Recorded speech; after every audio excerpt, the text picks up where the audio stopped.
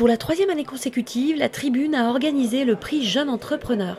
Prix qui encourage et récompense des fondateurs d'entreprises de moins de 35 ans pour l'originalité de leur concept, leur innovation ou encore la justesse de leur modèle économique.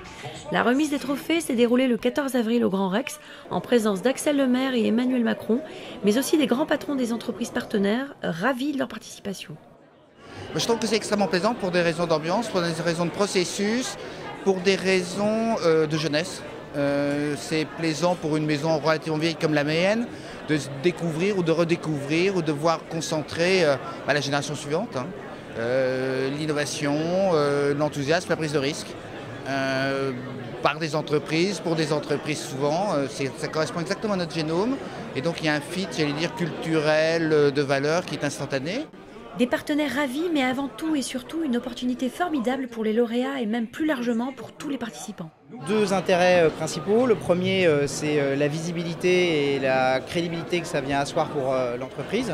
Et puis, deuxième point important, c'est la reconnaissance et notamment le fait aussi de féliciter l'ensemble du travail réalisé par tous les salariés de la boîte, parce que derrière un entrepreneur, il y a avant tout et surtout des collaborateurs qui sont engagés et qui favorisent la croissance, le succès, et ce qui fait qu'aujourd'hui on a ce prix. C'est quelque part une estampille qu'on vient chercher. Pour ceux qui arrivent à avoir une récompense, clairement c'est une vraie marque de fabrique. Je suis passé par là et j'ai été reconnu par mes pairs et par des personnes qui sont spécialisées et dans le financement et dans l'accompagnement d'entreprise.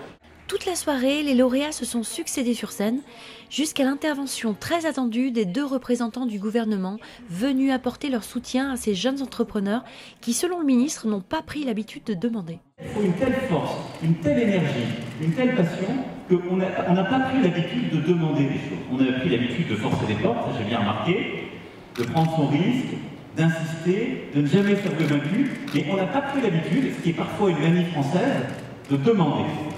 Donc c'est formidable quand on est un ministre de la République. Ne perdez pas cette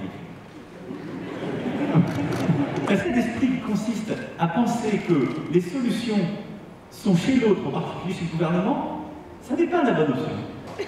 Vous avez ce qu'on ne vous donnera jamais, l'envie. Moi je suis complètement d'accord avec ce ministre. Clairement, nous on ne demande rien, on entreprend.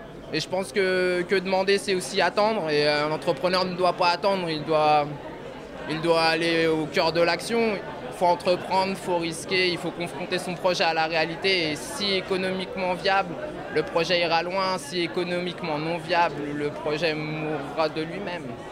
C'est l'entrepreneuriat.